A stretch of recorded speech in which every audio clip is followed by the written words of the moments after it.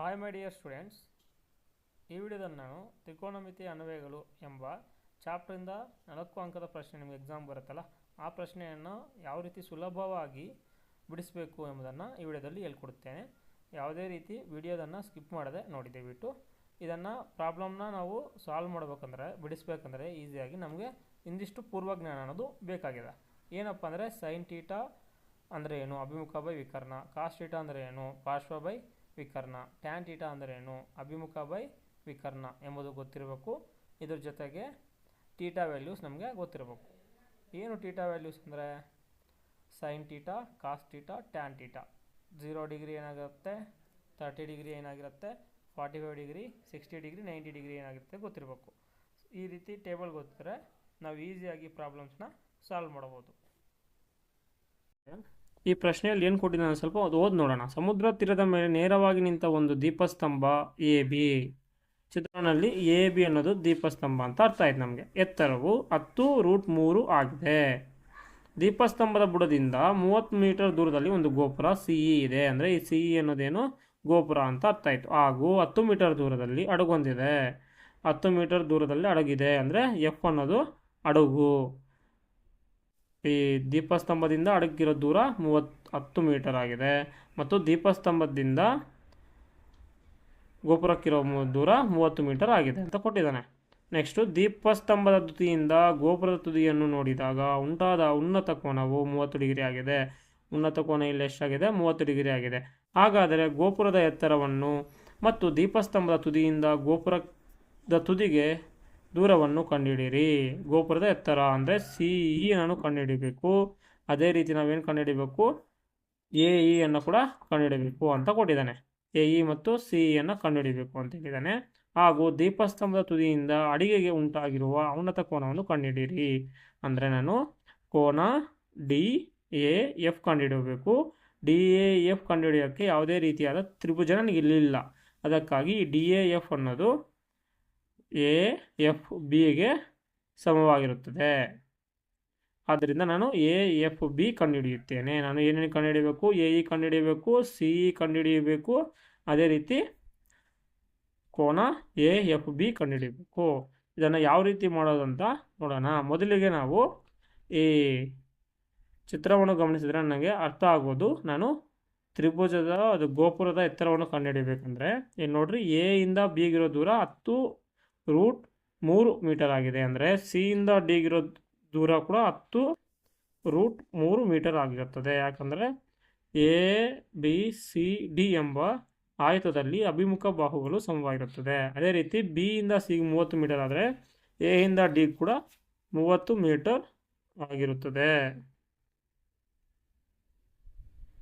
ಅರ್ಥ ಆಯ್ತು ಅಂದ್ಕೊಂಡಿದ್ದೀನಿ ಮಕ್ಕಳೇ. ನೋಡಿ, ಇದೇ ರೀತಿ ನಾವು ಈಗ ಸಿ ಇ ಮತ್ತು ಎ ಇನ ಕಂಡುಹಿಡಿಯಬೇಕು. ನಾನು ಗೋಪುರದ ಎತ್ತರ ಸಿ ಇಯನ್ನು ಕಂಡುಹಿಡಿಯುತ್ತೀನಿ.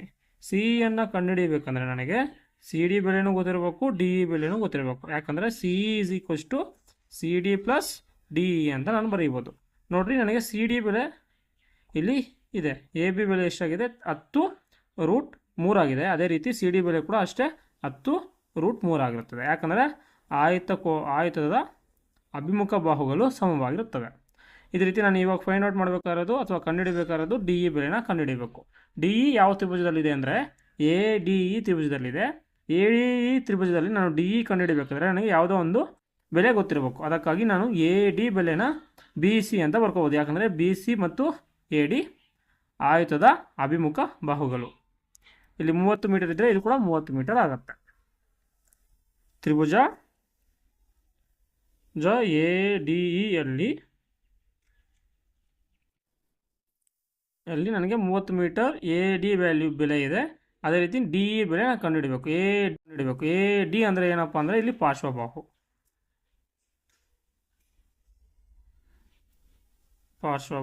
ಇದೆ.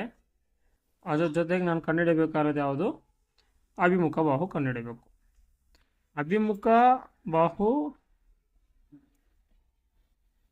ಅಭಿಮುಖ ಡಿವೈಡ್ ಬೈ ಪಾರ್ಶ್ವ ನಮಗೆ ಬರೋದು tan theta. Tan theta is equals to ಅಭಿಮುಖ ಡಿವೈಡ್ ಬೈ ಪಾರ್ಶ್ವ ಅಂತ ಬರುತ್ತೆ. ಅಂದರೆ ಟ್ಯಾನ್ ಟೀಟಾ ಬೆಲೆ ಎಷ್ಟು, 30 degree. Tan 30 degree is 30 degree is equal to ಅಭಿಮುಖ. ಅಭಿಮುಖ ಅಂದರೆ ಯಾವುದು? ಡಿ ಇ ನಾನು ಬರ್ಕೊತೀನಿ. ಪಾರ್ಶ್ವ ಅಂದರೆ ಯಾವುದು? ಎ ಡಿ ಅಂದರೆ 30 ಬೆಲೆ ಬರ್ಕೊಳ್ಳೋಣ. ಟ್ಯಾನ್ 30 ಬೆಲೆ ಬರೋದು ನಮಗೆ 1/√3 ಆಗಿರುತ್ತೆ. ಡಿ ಇ ಇದು ಡಿವೈಡ್ ಬೈ 30 ಆಗಿರುತ್ತೆ. ನನಗೆ ಡಿ ಇ ಬೆಲೆ ಬೇಕು. D E is equal to ಏನಾಗುತ್ತೆ? ಇಲ್ಲಿ ಡಿವೈಡ್ ಬೈ ಇದೆ, ಈ ಕಡೆ ಬಂದರೆ ಏನಾಗುತ್ತೆ? ಗುಣಾಕಾರ ಆಗುತ್ತೆ, ಮಲ್ಟಿಪ್ಲಿಕೇಶನ್ ಆಗುತ್ತೆ. 1/√3 ಇಂಟು 30 ಆಗುತ್ತೆ. ಈಗ ನನಗೆ ಅಂದರೆ ಎಷ್ಟು? 1 ಇಂಟು 30 30/√3 ಆಗಿದೆ. ನನಗೆ ಡಿನಾಮಿನೇಟರಲ್ಲಿ ಅಂದರೆ ಛೇದದಲ್ಲಿ ರೂಟ್ ವ್ಯಾಲ್ಯೂ ಇರಬಾರ್ದು. ಅದಕ್ಕೆ ನಾನು ಅಕರ್ಣೀಕರಿಸ್ಬೇಕಂದ್ರೆ √3 ಇಂಟು ಮತ್ತು ಡಿವೈಡ್ ಬೈ √3 ಮಾಡಬೇಕು. ಅವಾಗ ಏನಾಗುತ್ತೆ? 30 ಇಂಟು √3 ಆಗುತ್ತೆ. √3 ಇಂಟು √3 ಹೋಲ್ ಸ್ಕ್ವೇರ್ ಆಗುತ್ತೆ. ಸ್ಕ್ವೇರು ರೂಟ್ ಕ್ಯಾನ್ಸಲ್ ಆಗುತ್ತೆ. ನನಗೇನು ಬರುತ್ತೆ? 30√3 ಡಿವೈಡ್ ಬೈ 3 ಆಗುತ್ತೆ. 3 1 3 3 10 10√3 ಮೀಟರ್ ಆಯಿತು. ಏನು ಇದು? ಯಾವ ಬೆಲೆ? ಡಿ ಇ ಬೆಲೆ ನನಗೆ 10√3 ಮೀಟರ್ ಆಯಿತು. ಚಿತ್ರದಲ್ಲಿ ಡಿ ಇ ಬೆಲೆ ಎಷ್ಟು? 10√3. ಹಾಗಾದರೆ ಸಿ ಇಂದ ಈ ಬೆಲೆ ಎಷ್ಟು? 10√3 10√3 ಅಂದರೆ ಎರಡು ಕೂಡಿದ್ರೆ ನಮಗೆ 20√3 ಬರುತ್ತೆ. C E is equals to D E plus C is equals to C E is equals to D E plus C D. D E plus C D. D E ಬೆಲೆ 10√3, ಸಿ ಡಿ ಬೆಲೆ 10√3. ಎರಡನ್ನು ಕೂಡ್ತಿದ್ದೀವಿ. 10 + 10 20√3 metre ಆಯಿತು. ಅದರಲ್ಲಿ ನಾವು ಕಂಡುಹಿಡಬೇಕಾಗಿದ್ರಲ್ಲಿ first ಒಂದನ್ನ ನಾನು ಕಂಡುಹಿಡಿದಿದ್ದೀನಿ. ಗೋಪುರದ ಎತ್ತರ C is equals to 20√3 metre ಆಯಿತು. ನಾನೀಗ ಕಂಡುಹಿಡಬೇಕಾದ್ರೆ ಎ ಇನ ಯಾವ ರೀತಿ ಕಂಡುಹಿಡಬೇಕಂತ ಇಲ್ಲಿ ನೋಡೋಣ.